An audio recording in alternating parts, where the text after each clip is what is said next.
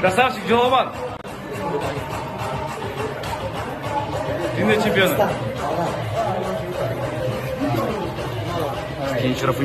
Gold medalist and world champion in Greco-Roman wrestling at 60 kilos from Kyrgyzstan, Joloman Sharshenbekov.